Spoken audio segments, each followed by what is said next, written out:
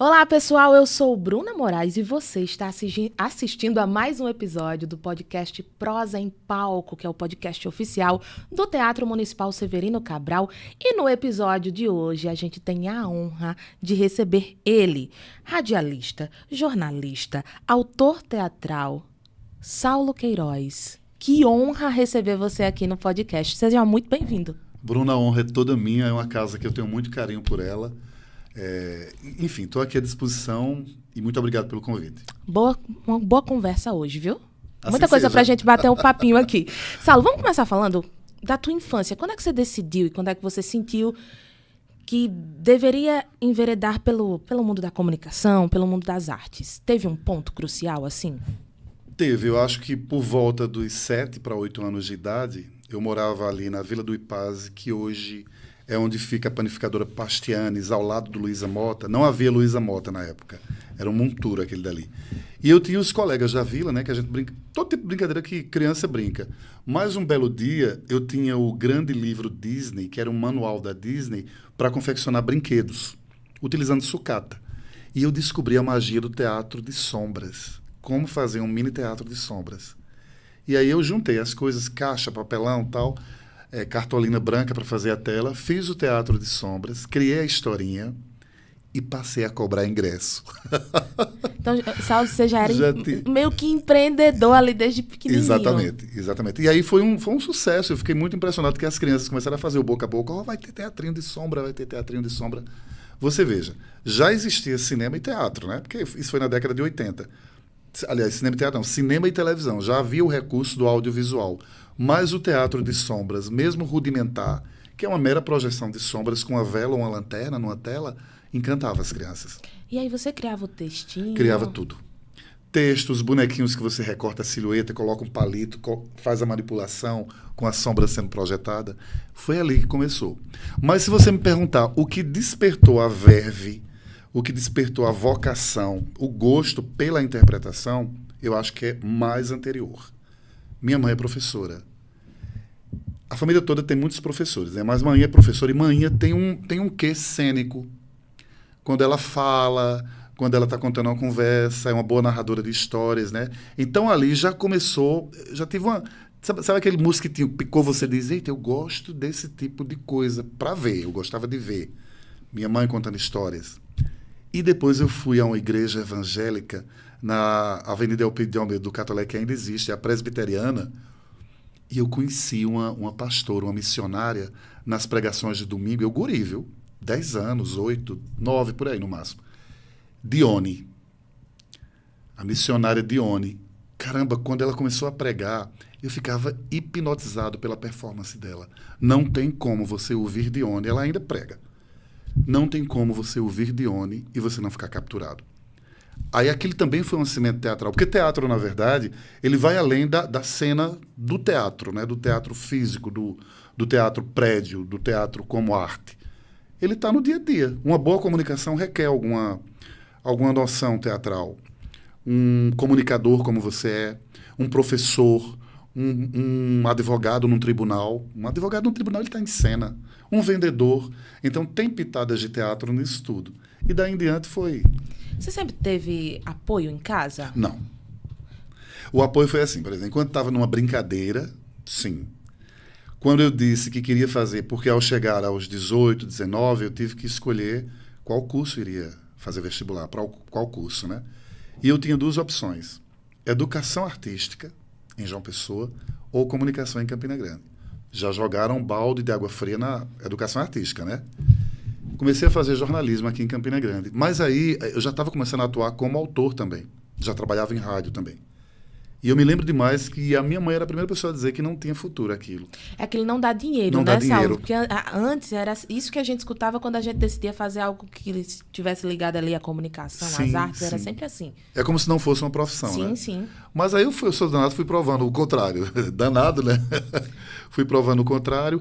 Porque, assim, os meus 2 primeiros espetáculos, Bruna, aqui no Teatro Municipal, coincidentemente, que foi num festival colegial de teatro e o outro... já não era no festival colegial, eu já estava atuando como profissional, eles não deram um bom público. Já era um motivo para ficar meio, né? Mas eu tive resiliência. E no terceiro foi um estouro de público aqui, que foi Machos, a comédia. Que ficou extremamente conhecido em Campina Grande. Muitas pessoas que já passaram, inclusive aqui pelo Prosa em Palco, citam, né, a tua peça. Então, é algo que marcou. É porque é engraçado. Machos, ele foi despretensioso, só para as pessoas que não conhecem saberem. Machos, ele fala do machismo, tipicamente brasileiro, latino-americano, a partir do depoimento de uma personagem central chamada Rita, interpretada por Lucy Pereira na época. E, tipo assim, tinha piadas, tinha uma história bem amarrada, tudo mais, mas Machos virou mais do que um sucesso de público, ele virou meio que um fenômeno cultural. Porque o fenômeno cultural, hoje eu posso falar isso até sem modéstia mesmo, o fenômeno cultural é quando a coisa vai virando algo que você não tem controle. Eu vou te dar um exemplo de uma coisa que eu não tinha controle, de Machos. Quando a gente fazia temporada no São João, viu? Imagina, no São João, as pessoas diziam, vai fazer Machos no São João, no Teatro Municipal, não vai dar ninguém. Lotava, dobrava a fila aqui, subia nessa calçadinha da Floriano. E eu me lembro que uma certa ocasião, deu tanta gente que o pessoal quebrou a porta do teatro, balançando para entrar. A direção do teatro, na época, chamou a polícia militar, veio, acalmou, porque eles queriam uma segunda sessão. E aí tivemos que fazer a segunda sessão. Para atender o público. Virou um fenômeno, não é? Aí, enfim, é história o resto. Ô, Saulo, mas aí o teatro está na tua vida desde muito criança, mas aí você enveredou primeiro pelo rádio? Pelo rádio, primeiro. A minha primeira profissão foi como programador musical na Rádio Campina Grande FM. Trabalhei com Wilton Mota, tive muita sorte de trabalhar com o seu Wilton. Eu fiquei um ano trabalhando com ele. Nossa, como eu aprendi. Eu passei 7 anos na Campina FM, né, depois de né, não conheci o Wilton Mota, mas todo mundo fala por uma boca só que era um dos maiores comunicadores, de fato, da história, né? Pois é, e autodidata. Não fez faculdade, era autodidata. Agora, qual era o diferencial do seu Wilton? Porque eu acho que tem que ser o diferencial de qualquer profissional, independente dele ser comunicador, ser artista, ou ser político, advogado, era um repertório cultural. Então, eu aprendi muito com ele nesse sentido. Lá era uma área de música, tocava música e notícias e tudo mais. Como eu era programador musical, todo dia que eu estava na discoteca da Campina FM, selecionando os vinis, não tinha nem CD na época ainda, e seu Wilton chegava, era uma lição sobre quem era Barbra Streisand, por que Tina Turner estava fazendo sucesso. Você sabe quem é Sivuca? Olha, Sivuca, aí vinha uma enciclopédia sobre Sivuca. Era maravilhoso. E era um cara que ele era eclético. Ele gostava de tudo. Absolutamente. Ele tinha uma regra com ele que era assim, toda música é válida, desde que seja bem feita. Qualquer estilo. O brega, enfim. Como é que isso influenciou na tua visão de comunicador, essa parte de entretenimento, esse início no rádio?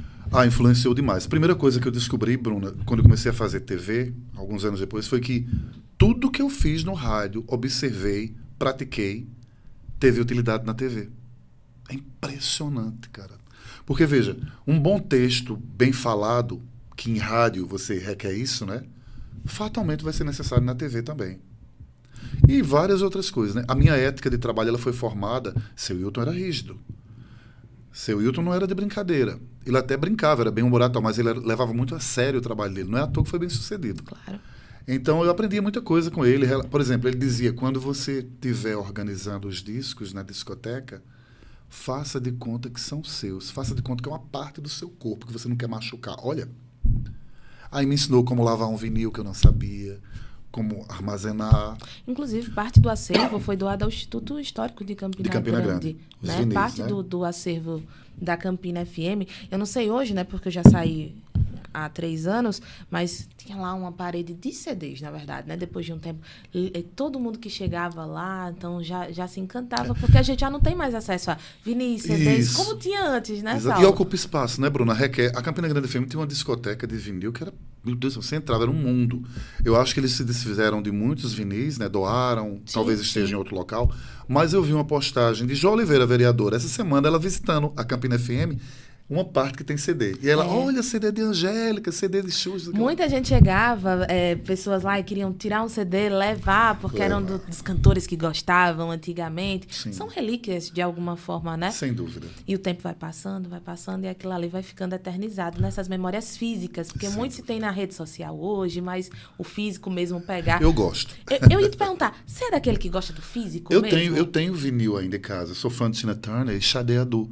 Então, eu tenho ainda a coletânea de Xadê e, aliás, a discografia de Xadê, uma parte em vinil, uma parte CD, e a de Tina Turner, meu Deus do céu, deixa chover, molhou, eu disse, meu Deus do céu, meus vinis de Tina Turner. Mas a vantagem é que o vinil ele aguenta água, ele não aguenta muito calor, porque ele empena, nem nada que risque a superfície. Mas tem a dela. radiolazinha em casa Não, eu não ouvir? tenho, não tenho. Eu guardo esses como relíquia. Aí eu ouço às vezes na casa das minhas tias, que tem radiola. Então pronto, pelo menos escuta aí. Ô Saulo, você é do mundo cultural, puramente cultural. Por que cultura? Eu acredito, porque assim, as pessoas quando falam de cultura, elas geralmente associam cultura à cultura das artes, que eu sou também atrelado a ela. Eu sou autor de teatro, diretor de teatro e tudo mais. Escrevo também. Mas a cultura é um bojo muito grande. Ela tem o tamanho da cultura é o tamanho da humanidade, é o tamanho da civilização. Então, por exemplo, vou dar um exemplo aqui. A forma... Eu entrei aqui agora, aí tem os pôsteres do Festival de Inverno, né? Sim. Independente de ser pôster de festival, digamos que fossem jornais de época. É cultura também. Sim. Então, a forma como você distribui as coisas, a forma como alguém trata de carne no açougue, aqui é de um jeito, em Israel é de outro. Aliás, consumo de carne em Israel, devido ao judaísmo, tem regras. Os muçulmanos também têm regras. As religiões afro também já utilizam o animal como forma de sacrifício. Ou seja, tudo é cultura. Eu estou bebendo água num copo de vidro aqui. Há locais em que é num copo de barro. É porque São não tem culturas condições. diferentes. São culturas diferentes. Então, por que eu amo a cultura? Eu acho que é principalmente pelo fato de ser um elemento estritamente humano. Porque você não vai ver cultura como é na humanidade num formigueiro. Cultura como é na humanidade entre vacas. Vacas não são seres políticos, e olha que eu sou uma pessoa muito defensora dos direitos dos animais e tenho lido muito a respeito de o quanto a gente subestima a inteligência deles. Mas eu digo do ponto de vista da cultura, da produção da cultura, você não vê uma vaca fazendo um quadro. Você não vê uma vaca pensando em como o pasto dela deve ser. Né? Então, isso eu acho muito fascinante no ser humano, a cultura. E aí você hoje comanda um departamento muito importante dentro da antiga TV Itararé, que hoje é Rede Ita, né? Foi um processo longo para chegar a esse... Foi um processo. Eu acredito que a ida, quando eu recebi o convite do Dr. Dalton Gadelha para dirigir a programação da Rede Ita, eu não cogitei muito em aceitar, principalmente que era um desafio, mas foi também uma consequência de uma jornada, porque como ele queria dar um teor realmente cultural à emissora, eu acho que ele fez uma escolha dentro da lógica, né? Ele disse, não, é uma pessoa que já atua em rádio, atua em teatro, entendeu? Produz, eu tenho uma relação muito boa com vários segmentos da arte aqui em Campina Grande. Então, vesti a camisa, fiz a coisa como eu achava que deveria ser, cuidando das diretrizes, né? Porque uma TV pública não pode tudo. Tem que ter muito cuidado com os conteúdos. Alguns não podem. Vou te contar um exemplo, que envolve muito cultura isso. Cultura do ponto de vista do comportamento. Quando a gente tinha inaugurado a TV, o Dr. Dalton inaugurou, foi aquela festa, os artistas foram para a inauguração. Mais ou menos um ano depois, veio uma proposta de apresentar dentro da TV já pronto. A TV não ia ter trabalho de gravar nem editar, eles entregariam pronto. Um programa de vaquejada. Como eu conhecia as diretrizes da cultura, aí eu disse aos proponentes, né, aguardem um pouquinho que eu tenho que consultar. Na época era Solange Serpa, a diretora de rede. Foi muito taxativa. Não pode. Porque vaquejada ainda machucava muito os animais. Parece que agora eles estão usando uma rabeira, né? Uma coisa mudou um pouquinho. Mudou. Ela não pode, Saulo, de forma alguma. Os caras não entenderam, ficaram bastante chateados. Mas aí eu expliquei, eu disse, são diretrizes de uma TV pública, educativa, não pode. Consumo infantil não pode. Outra ocasião, chegou uma publicitária querendo um espaço para um programa infantil, né? Programa infantil, aspas. Aí certo, mas como é o programa infantil? Não, vai ter música, vai ter talentos.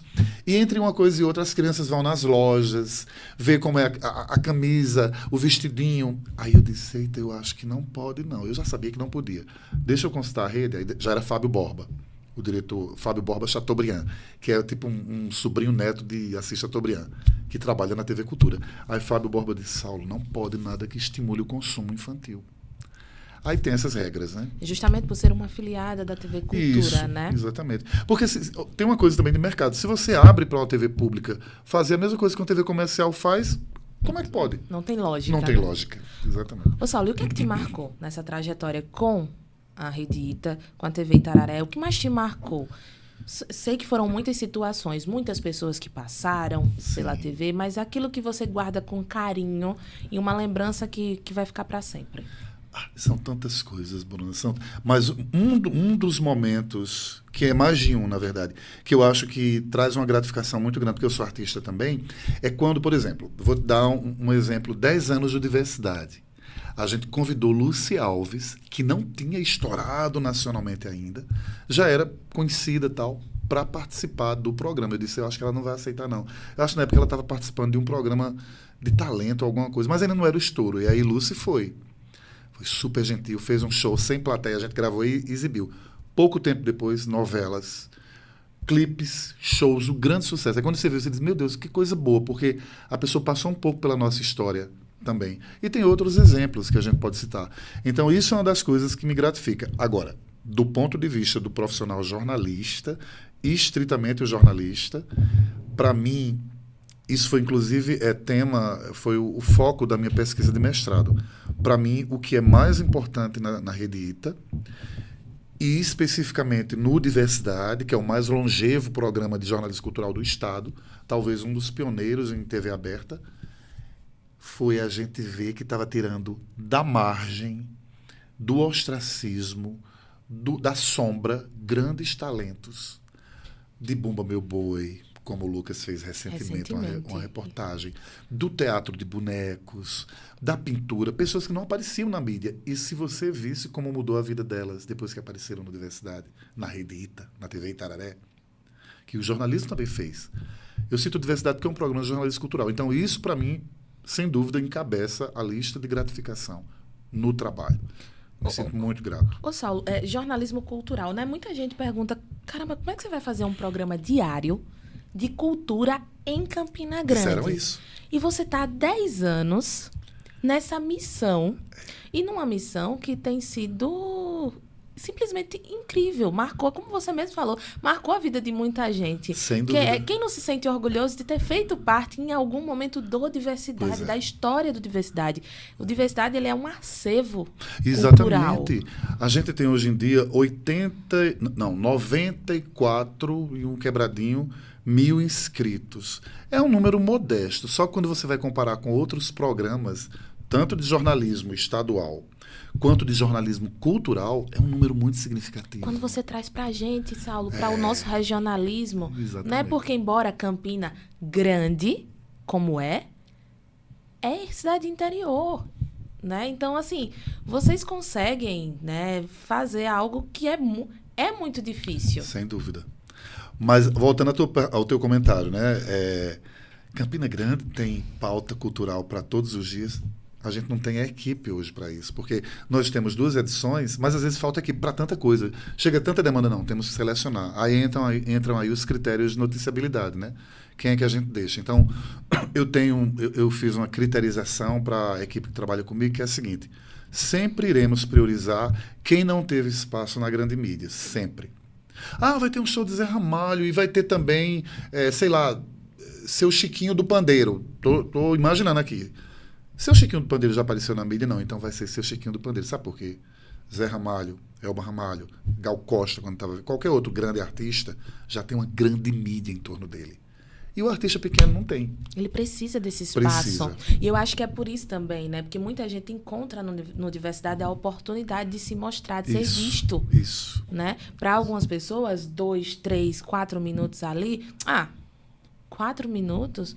Mas para a gente que trabalha com isso, são 4 minutos, mas que para montar esses 4 minutos de uma matéria, de um especial, é pesquisa, né? É um cuidado que começa de um produtor, que começa de começa aí com um editor, o repórter com seu olhar criterioso, com seu olhar humano, apaixonado né? Pelo que faz. Muito bom. Então a gente vê aí grandes materiais produzidos pela diversidade, premiados, inclusive, Sim, sem né, Saulo? dúvida. É importante a gente falar sobre isso também, sobre os prêmios que o Diversidade traz a partir desse olhar que vocês conseguem ter na cultura, não só de Campina Grande, mas de toda uma região. É verdade. É muito gratificante, viu, Bruna? A gente se sente muito estimulado a prosseguir com a mesma verve do começo, com a mesma vontade. Justamente por isso. E quem vai chegando também vai se contaminando positivamente com a coisa, né? Porque a cultura é muito fascinante. A cultura das artes, que é a cultura que o Diversidade divulga, todos os segmentos e linguagens artísticas, ainda mais fascinante, né? Porque é riquíssima. Saulo, o que é que você tem de planos para a Diversidade ainda? Você é realizado com o que você já conseguiu até agora? Ou você ainda tem mais? Você quer mais? Eu acho que a Diversidade ainda tem muita estrada. Acredito que a minha contribuição ela já foi efetivada através desses quase 17 anos de programa, né? A gente surgiu um ano depois da inauguração da TV. Então, teve um crescimento muito grande, depois foi para o YouTube. O YouTube é uma plataforma muito importante. Mas eu acredito assim que de 2 anos para cá a gente teve uma abertura de olhar para coisas que a gente não tinha e que já deram um resultado muito grande, inclusive com moções de aplauso da Câmara, que foi a questão da negritude, do combate ao racismo, de mostrar a cultura negra, tanto com Quintas Negras como com Quintas Negras Mulher, agora, com os professores Alcione e Arios Valber. Um beijo para os dois, são maravilhosos colaboradores. Então, esse reconhecimento, que foi uma propositura da vereadora negra, é importante dizer, Jo Oliveira. Então, veja, se Jo, enquanto mulher negra, ela viu nos quadros de diversidade algo realmente importante para essa etnia, quem sou eu para dizer que nós não temos importância, né? Então, foi muito estimulante isso daí. Fora outros momentos que a gente teve de registrar, por exemplo, coisas que até então não tinham sido registradas. A gente tem muita coisa que é inédito. Assim, meio... A gente tem uma entrevista com Geraldo Vandré, que inclusive o áudio nem é tão bom. Foi Carla Batista que fez, trabalhava conosco na época. Gente, essa entrevista, toda semana, quando eu abro os comentários do YouTube, tem gente comentando. Ou comentando negativamente, ou positivamente, ou reclamando do áudio, ou dizendo que ele é maravilhoso. Mas sempre tem uma audiência. É impressionante, porque ele é uma pessoa que quase não dava entrevistas, né? E a gente fez isso. Então, é muito bom. Ô, Saulo, são muitos anos, né, com a TV, trabalhando com cultura. E aí a gente fala sobre modernização, né? Da forma como se falava lá atrás de alguns assuntos, hoje é diferente. Como é essa transição para você que viveu antes para o agora? Bruna, tem uma coisa interessante, é que eu gosto muito de ciência, e a ciência ela evolui, não é saltos, né? Assim, são pequenos passos e de repente surge uma coisa. Porque assim, um grande salto tecnológico, eu acho que deve ser até meio inviável de acontecer.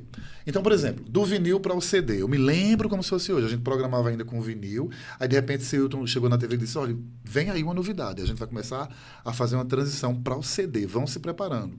Aí chegou o primeiro CD, o segundo tal, e a gente foi vendo, pegando, achando aquela mídia incrível. No começo eu achava ela muito sensível, eu tinha medo até de pegar. Depois vi que ela tem sua resistência, como o vinil tem também.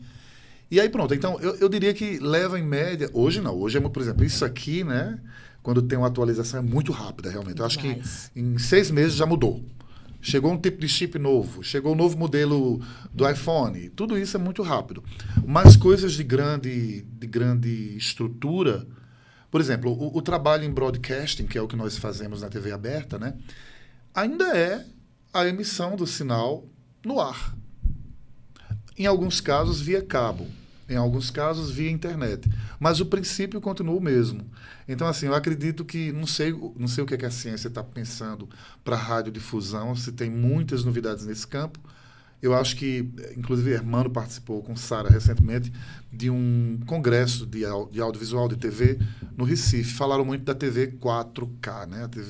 Uma TV que vai ter muita interatividade e tal, não sei o quê. Mas, veja, ainda está dentro de uma coisa que a gente conhece. Né? Ainda é mais ou menos dentro de coisas que nós conhecemos, porque a internet trouxe esse conceito de interatividade muito grande. A TV é que está um pouco atrasada, né? O aparelho de TV está atrasado, mas vai se modernizar. Então, eu acredito que, para mim, não teve muita coisa abrupta, não. Foi tudo gradativo, né? Dentro do esperado, vamos dizer assim. Dentro do esperado. Mas você é aberto ao novo, Saulo? Você é um cara que, assim, um pouquinho mais resistente a Eu esse... tenho algumas coisas conservadoras, algumas pouquíssimas coisas conservadoras eu tenho, mas eu tenho muita curiosidade por coisas novas. Eu tenho muita mesmo, entendeu? Eu fico, às vezes, vendo vídeos dos pesquisadores de UAP, né? O UAP é o termo que se usa hoje em dia para UFOs. São objetos voadores não identificados. Mudou o termo porque a fenomenologia também mudou a percepção delas. Eles começaram a ver que não eram exatamente, em alguns casos, objetos, mas sim algo mais etéreo que não era físico. Então, hoje, com o advento das câmeras de alta percepção, câmera infravermelha, câmera de infravermelho, melhor dizendo, câmera que enxerga no escuro, enfim, e sensores os mais variados, então está tendo um registro cada vez maior. Não é à toa que o Pentágono norte-americano, o FBI e a CIA estão juntos tentando entender o que é isso. O que são essas aparições de luzes, de objetos que ninguém sabe o que é? Então, pronto, esse é um tema que me interessa muito, porque envolve engenharia reversa, novas formas de energia, porque tu imagina, se esses objetos eles realmente conseguem trafegar sem poluir o ar, sem queimar combustível, imagina descobrir como é que isso é feito para a gente enquanto espécie. Seria muito interessante, né? Saulo gosta, viu, minha gente? Para você que está chegando agora, você está assistindo ao Prosa em Palco, que é o podcast oficial do Teatro Municipal Severino Cabral. Hoje a gente está recebendo aqui Saulo Queiroz, batendo um papo muito legal. Ele, que é multifacetado, né? Só não faz chover, e se deixar ele faz também. Eu queria fazer chover, é uma chuva muito bacana. Ô, Saulo, e aí a gente falando sobre essa questão de direção, né? Enfim, você também dirigiu locais muito importantes, como o Teatro Municipal Severino Cabral, Sim. como o Centro de Arte e Cultura da UEPB. Como é comandar, vamos dizer assim, casas como essa, por exemplo? É muito complicado. Tanto é que quando o Dr. Dalton Gadelha estava construindo o Teatro Facisa, a TV Itararé já existia, era pertinho, era vizinho o prédio, né? E aí ele me pediu uma consultoria à época para eu indicar profissionais que pudessem ajudar na construção, propriamente dita, do que é muito típico de uma casa. Então, por exemplo, eu indiquei um antigo maquinista daqui do teatro, seu Chico. O maquinista é a pessoa que fica levantando as cordas, puxando as cordas que sobe cenário, fecha cortina, entende do fosso do teatro, que é um buraco que tem que ter embaixo do teatro, com espaço para uma orquestra ou para maquinário. E Jorge Luiz Ribeiro, que é o iluminador de lá hoje em dia, o iluminador oficial, que era iluminador daqui. Então, eu me lembro que a época, quando o teatro já estava para inaugurar, eu fui inclusive o mestre de cerimônias da inauguração, aí ele disse, olha, a gente queria que você não está interessado em dirigir o teatro? Eu disse, doutor Dalton, não estou. Porque eu já dirigi o Teatro Municipal Severino Cabral e, olha, eu não dormia direito. Porque você fica muito preocupado com uma casa desse tamanho. Preocupava com incêndio, com vandalismo, com roubo. Eu não conto, às vezes, que eu tive episódios de roubo aqui dentro do teatro, quando eu dirigi o teatro. Passou quanto tempo? 3 anos e meio aqui. Então, assim, de repente eu estava em casa, num sábado de tarde, tentando descansar, alguém ligava, a secretária ligava e dizia, Saulo, um roubo aqui. Tem uma escola que ia se apresentar, num minuto que foram ensaiar, roubaram do camarim celulares. Aí lá vou eu de casa, vinha para cá, chamar a polícia, um segurança. Tá entendendo? É muito desgastante. Eu não... E qual a parte boa? Agora, a parte boa, por exemplo, ter trazido para cá no aniversário de 40 anos Elba Ramalho e Denise Stoklos. Ter conhecido artistas os mais variados de música, de dança, de teatro, que se apresentavam na casa, e o convívio com a classe artística, né? Que no período da minha gestão eu tentei torná-la o mais democrática possível com relação ao uso por parte dos artistas. Então, o percentual que era cobrado, o pagamento de pauta, melhor dizendo, era via percentual, 10% do arrecadado, independente de quanto arrecadasse, para facilitar. Então, se Bruna, por exemplo, é cantora e está trazendo o show dela para cá, ao invés de ela desembolsar alguma quantia, então eu dizia, Bruna, que isso não tinha sido eu que tinha criado, eu apenas mantive. Foi o Wilson Moura, Mano José, antigos diretores. Você paga um percentual. Mas se não der muito dinheiro, Saulo, o que eu faço? Não tem problema. O que der, se for R$1.000, você paga 100. Se for 10 mil, você paga 1.000.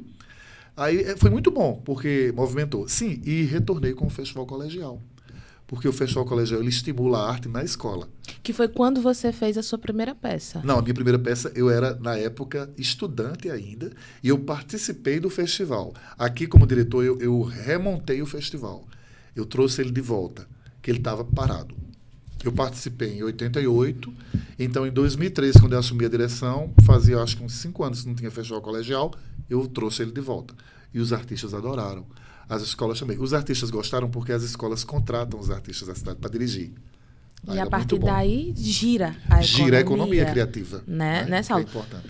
Falando sobre teatro, de onde é que vem a inspiração para as suas peças? Da observação da vida, das pessoas. Todas as pessoas, inclusive eu, são personagens. Você olha para a Bruna. Bruna, ela pode virar um personagem de ficção. Pelas peculiaridades dela, pelo jeito dela, pela forma como ela fala, pelas relações que ela tem. Então, não é que eu copie a realidade, mas, por exemplo, o principal manancial de inspiração foi minha família. Que legal. Tanto por parte de pai quanto por parte de mãe. Tem uma comédia minha chamada Coroas, que é inspirada em 3 tias que eu tenho que são solteironas, que são chamadas no Nordeste de coroa, né? E aí eu escrevi Coroas. As Malditas é inspirada na relação da minha mãe com a irmã dela, que era muito difícil. Agora veja, o que tem na peça... Não, o que tem na peça não é o que eu via no dia a dia, não. Porque As Malditas, por exemplo, é muito cruel. Não havia esse nível de crueldade. Mas tinha as coisinhas, as rixinhas. Uma coisinha ou outra, né? A gente dá aquela... Ô, Saulo, mas você trata de temas que são bem fortes. Sim. Não vou dizer polêmicos, eu vou dizer fortes, né? É difícil trabalhar temas assim? E como é que é a percepção do público? Olha, Bruna, para mim, eu vou te dar o exemplo do recente, Madre. Madre narra 7 histórias de mães que foram ou abusadoras, ou assassinas, ou venderam os filhos. São mães fora da curva. Quando eu escrevi inspirado, totalmente assumido isso, inspirado na crônica jornalística. Tanto é que quando eu estreiei Madre, que tem a história, um dos monólogos, é um bebê que vai para dentro de uma panela de pressão que a mãe bota e joga a panela de pressão. Isso foi em João Pessoa que aconteceu. Quando a peça estreou, todo mundo já achava muito chocante ver isso. Aí veio a notícia da mãe que degolou uma criança em João Pessoa. A polícia, quando entrou, a cabeça da criança estava no colo. Eu sei porque foi eu que dei essa notícia na TV. Uhum. Aí me diga, não supera a ficção? Sim, com certeza. Supera. Então, a fonte de inspiração é a ficção. Aliás, é a realidade. A minha ficção é inspirada na realidade e, obviamente, em coisas mais subjetivas. Esse livro que eu te dei, Convite para a Morte, ele não é inspirado na realidade, porque, na realidade, a morte não se encontra com o suicida e vai dizer, não se mate, não. Espere a ordem da vida. A morte não vai dizer isso. Porque a morte não é personificada. A morte é a morte. Não existe a morte pessoa que senta aqui ao meu lado. Então, esse livro é um exemplo de algo que não é baseado no real, no palpável. Porque o suicida, ele prepara uma festa, convida amigos e parentes, quando todo mundo chega, ele diz, não, como meu aniversário foi importante, meu batizado foi importante, meu nascimento foi importante, eu quero que minha morte seja, e eu vou me matar hoje. Aí todo mundo... Só que quando ele começa a fazer os preparativos para ir às vias de fato, a morte chega e diz, você não me convidou. E não é assim que a banda toca. Aí começa a dizer a ele que tem uma ordem na vida. Olha, Saulo, é isso que eu falo. Você fala de temas muito fortes, temas muito importantes. E aí você diz que a tua inspiração é a realidade, de alguma forma. Como é o seu processo criativo? É você com você mesmo? Para quem não conhece esse universo, como é que funciona? Ótima pergunta. Eu adoro quando um jornalista pergunta isso a um artista. Porque a gente pensa, né? A gente supõe, na verdade, como um escritor ele vai fazer aquele trabalho. Mas eu queria que você falasse pra gente, da forma mais simples, como é um processo de criar uma peça? Como é que funciona esse universo? Eu vou começar respondendo, fazendo uma pergunta para você. Você, como jornalista, consegue escrever o seu texto jornalístico com muito barulho? Não. Não complica um pouquinho? Complica. Então, pronto, a primeira coisa que eu requeiro, quando eu estou criando, pode ser um texto jornalístico, mas principalmente arte teatral, é isolamento e silêncio. Não dá para ter música, gente conversando perto de mim, nada. Eu realmente fico mais isolado. Eu não sou muito metódico, não sou muito rígido com os meus horários. Tem escritores que têm o horário de pegar no computador, na caneta ou no que for, e fica tantas horas escrevendo. Eu vou pela minha pulsação da vontade. Não é bom isso, viu? Não é bom. O ideal é você forçar realmente a barra, porque a vontade vem. Então, por exemplo, Convite para a Morte. Veio o ímpeto da vontade de escrever. Veio a imagem desse cara fazendo a festa para o enterro, aliás, para a morte dele, para o suicídio dele. A partir dali eu comecei a tomar nota das ideias, geralmente é assim. Eu tenho a ideia, começo a tomar nota das ideias, ainda não tem diálogo. Monto uma estrutura de cenas, cena 1, cena 2, cena 3, final, e aí vou escrever os diálogos. Eu deixo os diálogos por último, porque como eu sou um bom escritor de diálogo, é o mais fácil. Para mim é mais difícil construir A narrativa. a narrativa, o fio. Quando o fio está pronto, aí vamos lá. Isso em tempo. Varia muito. Por exemplo, Convite para a Morte eu escrevi em 3 meses. Machos eu demorou mais tempo. Machos foram 6 meses escrevendo, 6 montando. Madre, Madre, um exemplo de algo que demorou. Madre eu comecei a escrever em 2018 para um curso de teatro na UEPB. Quando eu fiz a primeira leitura, os alunos ficaram muito assustados, porque o tema era pesado, mexe com maternidade e tal. Eu disse, não vou fazer isso com esses alunos, não. Pode ser que os pais não gostem. Eram todos de maior. Tudo adulto. Mas a gente sabe como é que funciona, né? Exato. Aí eu disse, vai que essas pessoas acham que é muito agressivo, muito não sei o quê. Aí eu deixei maturando na gaveta. Veja, 2018. 2022 eu peguei novamente. Aí comecei a ler com algumas pessoas. 2023 fiz uma leitura pública.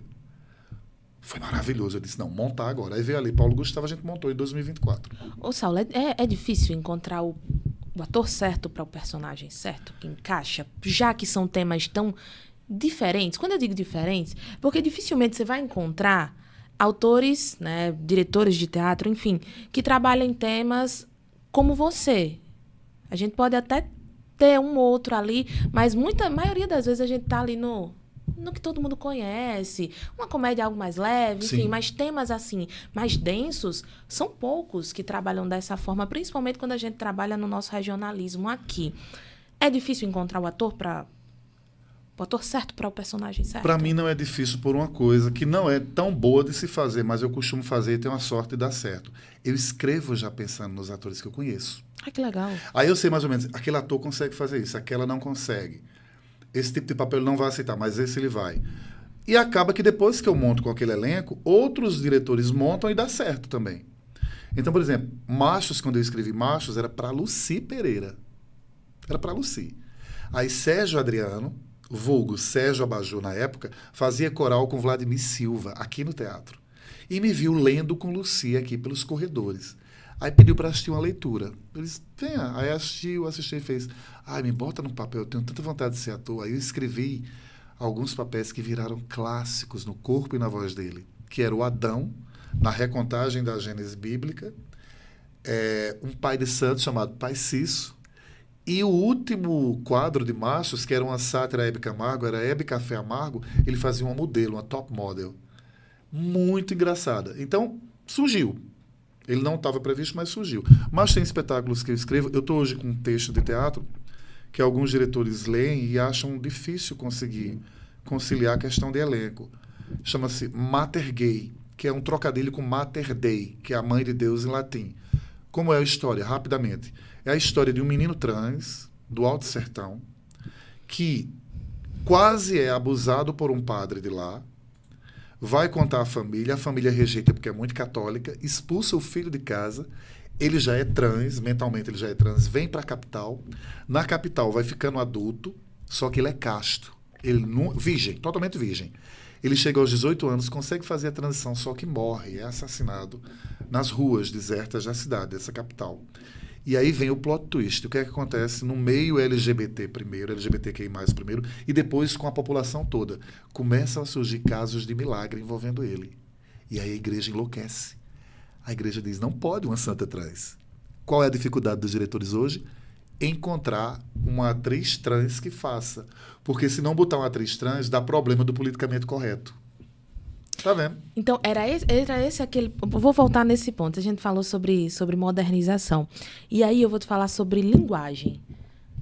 Com o politicamente correto de 20, 30 anos atrás para agora. Como é trabalhar temas assim? Vou te dizer. Eu fiz Machos em 91. Machos hoje funcionaria da mesma forma? Boa pergunta. Olha, Machos em 91 funcionava da plateia rir do começo ao fim. Não tinha nada que as pessoas não riam e aplaudiam em cena aberta. Adolfo, que é o machão, ele assim, não era uma agressão dramática, era uma agressão cômica, vamos dizer assim. Era fingir que estava batendo. As pessoas morriam de rir. Hoje em dia, eu fiz em 2018 Machos aqui no teatro, as mulheres já não gostaram, já não riram. Já tinha a Lei Maria da Penha, entendeu? Aí eu disse, eita, isso aqui ficou datado. Então tem que alterar. Olha, a gente teve aqui, ano passado, né? A gente conversou com Paulo Guilherme. né? E aí ele falava sobre esse tipo de coisa, como era fazer antes para o fazer agora. O que a gente achava engraçado, Não é mais. hoje não é mais recebido da mesma forma. Então, fazer comédia, principalmente, como antes, é muito desafiador, Muito. porque é uma linha muito tênue a linha entre o agradar ou não. Exatamente, para não se tornar agressivo nem insultivo, né? Não insultar ninguém.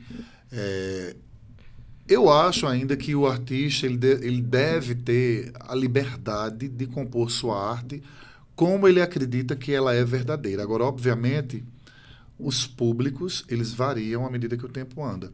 Se você perguntar, você mudaria Machos se você remontar agora? Eu diria o seguinte, por conta do social, é necessário mudar. Mas, se você analisar a obra friamente, você vai entender que a obra retratava uma época. E que naquela época os homens baterem em jeito. mulher. Tem uma música de Elino Julião, que eu estava pesquisando música outro dia para um outro espetáculo meu, que ele diz assim, bata nego, pode bater, bata com força que eu não sinto doer. É ele narrando o que a mulher está dizendo para ele. Bata, pode bater que eu não sinto doer. Olha que loucura. Fora outras que tem, várias outras, entende? Para aquela realidade era uma situação. Era. Mas hoje, quando você escreve, você pensa, Saulo? Penso muito. Por exemplo, o que eu te falei, Mater Gay, esse da história da trans, o problema é encontrar o ator, não é o texto. Porque o texto ele foi pensado justamente para isso. Primeiro, para falar das questões iconoclásticas envolvendo a igreja. A igreja, eu sou católico, mas eu sei que a igreja é muito dogmática, não pode pensar fora da caixa. Não pode ter mulher sacerdote. Pronto, com isso você já entende tudo. Não pode ter uma mulher sacerdote. Pode ter um homem. Aí por quê? Os dogmas. Que aí cada um segue se quiser. Vai da fé de cada um. Primeira coisa, né? E a segunda coisa são as questões mesmo envolvendo a violência de uma personagem trans, que continua acontecendo, Bruna. Você liga a TV, feminicídio, É o que a gente abuso, mais vê, né, Saulo, hoje em dia. Aí, Mas você acha que... Não vou nem perguntar se você acha, mas você já passou por uma situação de censura? já passei situação da gente estar em cartaz com porque machos têm palavrão. Eu sou um autor que eu uso palavrão sem medo. Agora como? Comedidamente e inteligentemente. Você não vai chegar num espetáculo meu e vai ouvir um palavrão tal 5 vezes, 3 vezes. Você vai ouvir uma vez.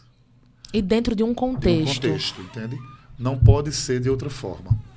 E aí, já passou por situação, a pessoa chega lá e censura a peça ou de receber uma retaliação de plateia, algo nesse sentido? Já teve 2 ocasiões. Uma delas, o cara, quando o Lucy estava no monólogo, falando de o quanto o machão é ridículo, que a mulher tem que se livrar do machão e tal, o cara começou a falar, acho que ele estava bêbado.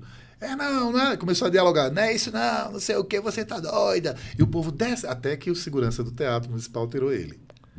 Outra ocasião foi uma menina, gritando, dizendo horrores com a gente também. Machos é o teu trabalho mais afetuoso? Não, tu acredita?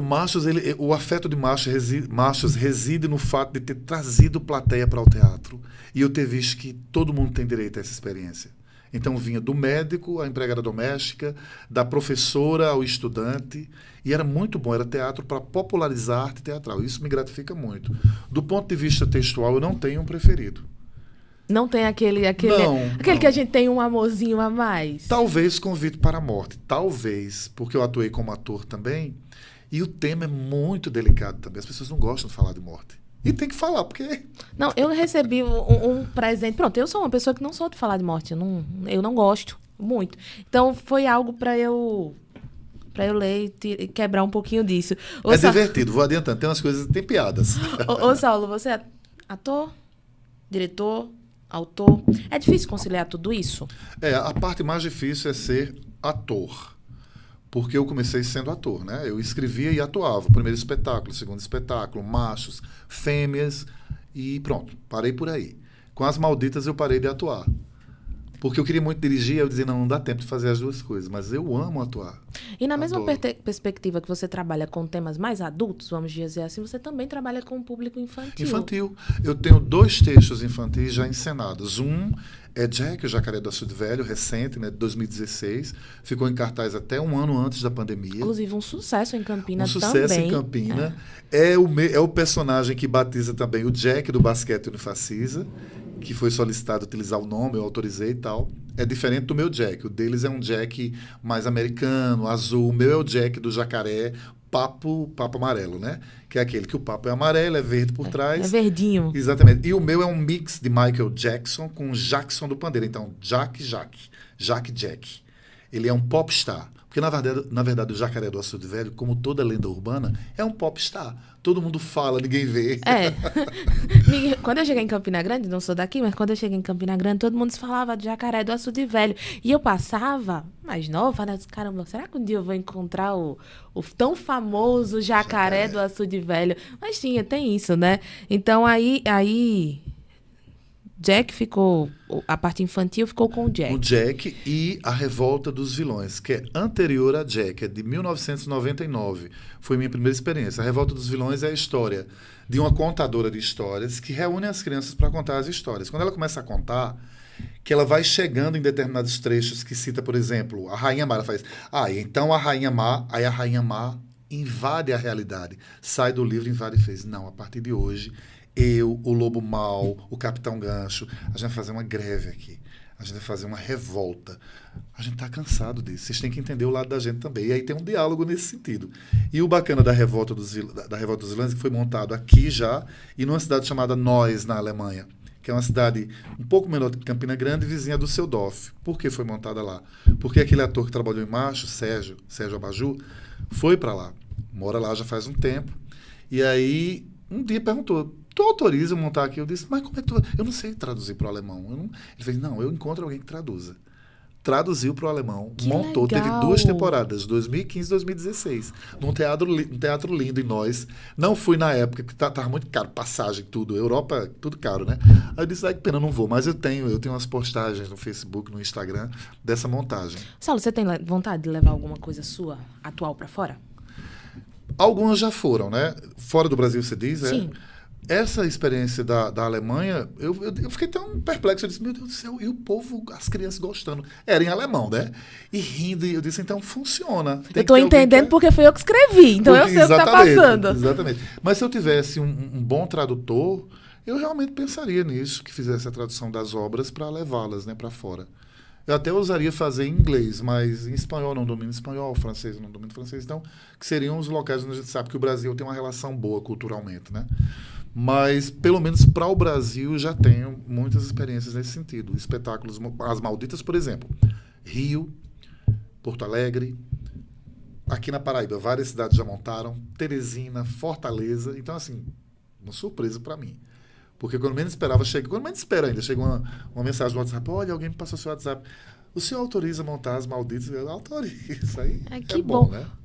Tem algo assim que tá no teu coração para fazer? Tem, para agora. Para agora? Para 2025 eu quero montar um texto que já está com a sinopse pronta e algumas cenas escritas. Na verdade, são 2. Spoiler. O primeiro chama-se O que os olhos não veem. Sabe aquele ditado, que os olhos não veem, o coração não sente? É a história de um casal que o cara é oftalmo, é apaixonado por ela, e ela descobre glaucoma, não através dele, através do oftalmologista dela, e quando ela comunica a ele que está com glaucoma e vai cegar, curiosamente é o dia que ele comunica que não quer mais continuar com ela. Ele quer acabar o casamento. E o que é que acontece? À medida que ela vai perdendo a visão e ficando cega, vai se aproximando o dia dele ir embora, até que o dia que ele vai embora de vez... é o dia que ela não vê mais nada. É uma coincidência, né, que acontece com ela.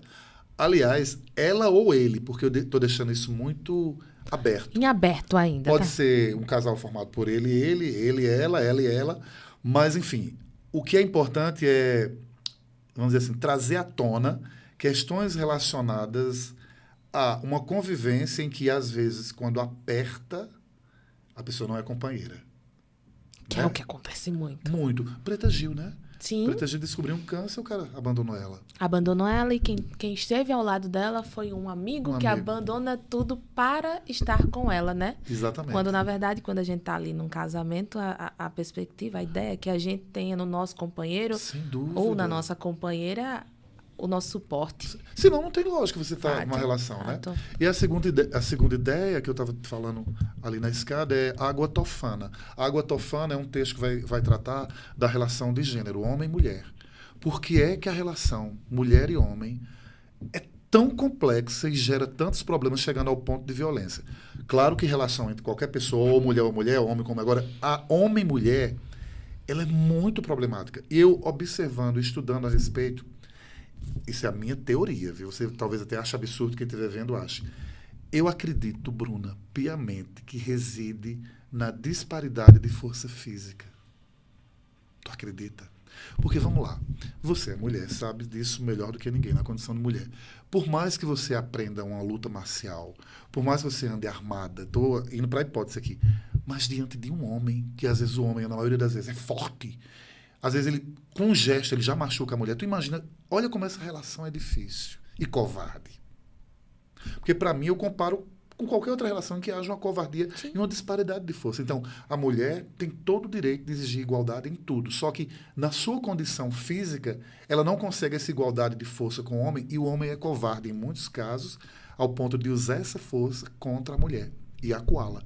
Então, isso é uma observação que eu tenho, porque na minha família eu tive casos de violência domiciliar, familiar, pessoas amigas. Eu sempre fico, eu digo, meu Deus do céu. E como as pessoas não conseguem sair dessas relações, Exato, né? porque é muito difícil, entendeu? Os caras não aceitam o fim e partem ou para porrada ou para um crime.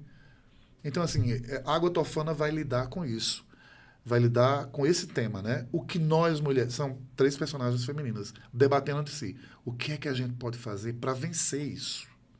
E aí vem algumas estratégias até meio perigosas e cruéis para elas dobrarem essa história, esse medo. Saulo, e esses temas que aí já deixa todo mundo com aquele gostinho de querer saber como é que vai ser.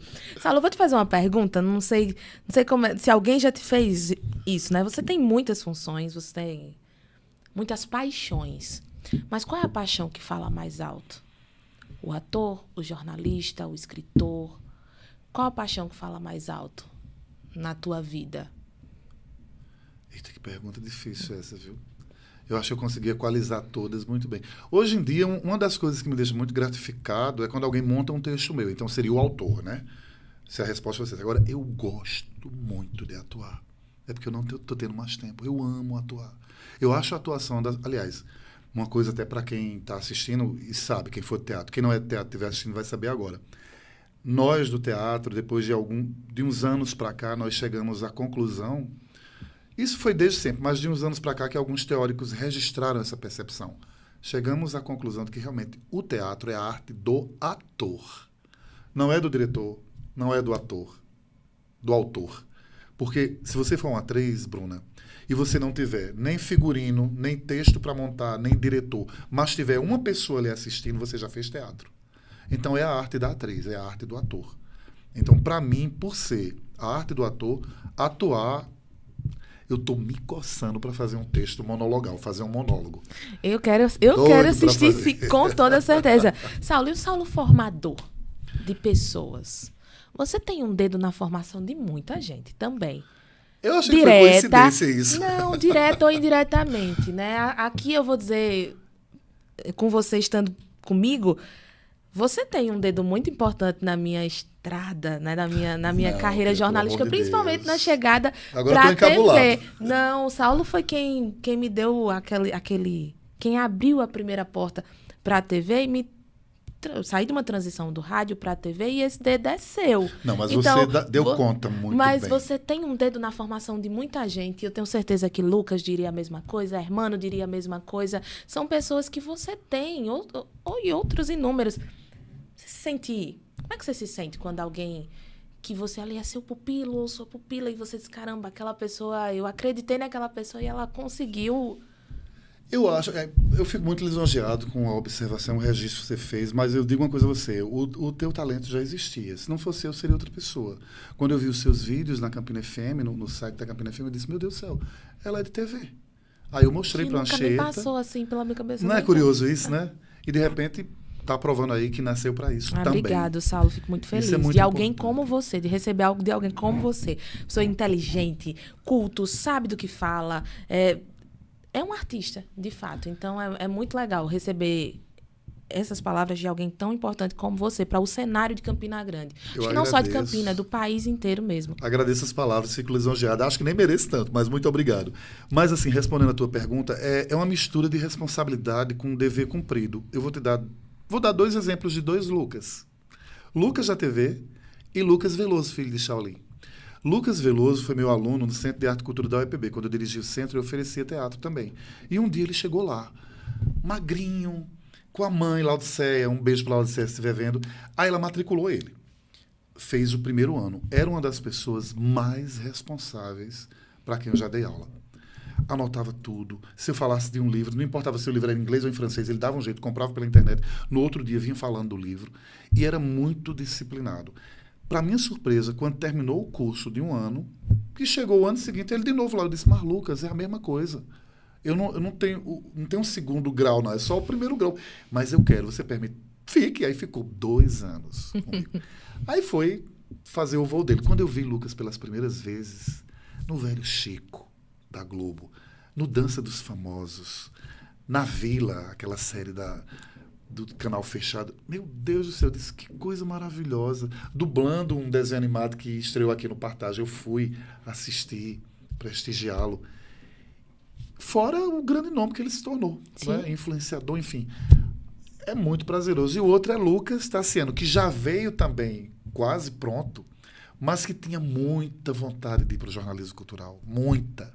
Então, quando houve a oportunidade, que Lucas foi convidado, que eu vi o quanto pronto. Lucas e Lucas, eles têm pontos em comum demais. Olha que coisa curiosa. Altamente disciplinados, altamente responsáveis, dedicados, empenhados. Porque o talento, Bruna, para você, para mim, qualquer pessoa que tenha talento, eu acredito que todo mundo tem algum talento, ele é um percentual pequeno da história toda. Um percentual pequeno que você tem, primeiro, que lapidar e, segundo, que agregar a ele disciplina, responsabilidade, repetição, porque o que vai fazer a perfeição de qualquer arte, de qualquer profissão, é a técnica. E técnica só vem com repetição. Quanto mais você lê um off, mais você aperfeiçoa. Quanto mais você faz um stand-up para a TV, mais você aperfeiçoa. Então é isso. Então, são 2 exemplos, mas eu tenho muitos outros que eu poderia citar aqui para não causar nenhum esquecimento, não ser injusto. Eu vou citar esses 2 como 2 exemplos que me deixaram muito feliz no teatro. E no campo da TV, eu acho que o Dom da Rede Ita, que foi um programa que eu pensei justamente para isso, ser um caça-talentos. Nossa, muita gente de música e de dança que foi revelada pelo Dom da Rede Ita. Muito feliz eu fico. Tem Dom aí vindo, né? Vem o Dom Forró. O Dom Forró. O último Dom Forró revelou Lucas Barreto e Edra Veras, filha de Parafuso. 2 nomes do cenário musical campinense. 2 bons nomes, né? Exatamente, isso é muito bom. Eu não sabia de Lucas Barreto, tô sabendo agora. Pois é. Saulo, pra gente fechar essa conversa... Outro Lucas, né? Não, acho que Lucas lhe persegue, Lucas, viu? De boa maneira. Ô Saulo, e pra gente fechar aqui, como é que você vê o teatro hoje em Campina Grande? Eu vejo, o ano passado eu comecei a ver o teatro de Campina Grande novamente, que eu tinha perdido um pouco essa esperança de ver dessa forma, como uma arte que estava fervilhando. Teve estreia de Chico Oliveira, teve estreia do Ilho Cunha, teve estreia de Álvaro Fernandes, teve a minha estreia, teve outros grupos fazendo coisas um pouquinho menores, não eram exatamente espetáculos. Estava todo mundo produzindo. Só que agora, há pouco mesmo, eu conversando com a Alana, eu dizendo, Alana, você está fechando a programação desse ano? A Alana fez, mas alguns grupos, aliás, está me surpreendendo muito isso, alguns grupos que eu estou contactando estão dizendo, não posso apresentar porque saiu fulano. Estou sem atriz tal, sem ator tal. Aí é isso que pega, que me deixa muito triste. Porque você tem que entender que se é uma profissão, ela não pode parar porque uma pessoa saiu. Ou 2. Substitui. Não é assim o profissionalismo? Mas não deixa morrer. Não deixar morrer. É verdade, Saulo. Então eu vejo dessa forma. Eu acho que a gente teve, com as leis de incentivo à cultura, Paulo Gustavo, Aldir Blanc, agora o edital Belil de Campina, tivemos momentos de felicidade para poder materializar as coisas. Sem a lei Paulo Gustavo do ano passado, eu não teria feito Madre. Eu gosto de registrar aqui. Porque não era uma grande quantia, eu fui aprovado com uma quantia, acho que era R$24 mil.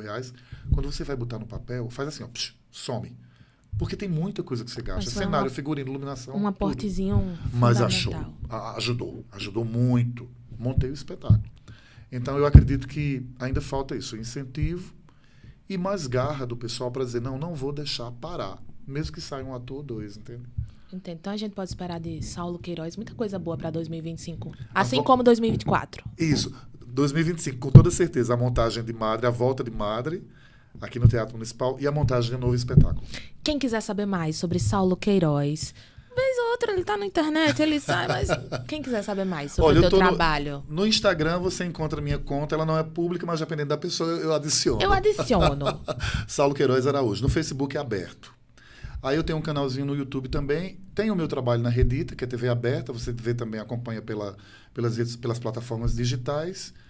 E é isso. Vai acompanhando e conferindo um pouquinho mais. Saulo, muito obrigada por ter vindo. Obrigado a você, Bruna. Foi um tão prazer bom. recebê-lo aqui. O prazer foi todo meu. Olha, o tempo passa, viu? É rápido. Para você que estava nos acompanhando, muito obrigada pela sua audiência. Próxima sexta, a gente se encontra às 7 da noite com mais um episódio do Prosa em Palco, recebendo grandes nomes do cenário cultural de Campina e região. Quer saber mais sobre o teatro, sobre o podcast? Acesse aí, @_TM Estúdio C. Eu te espero no próximo episódio. Até lá! Ótimo.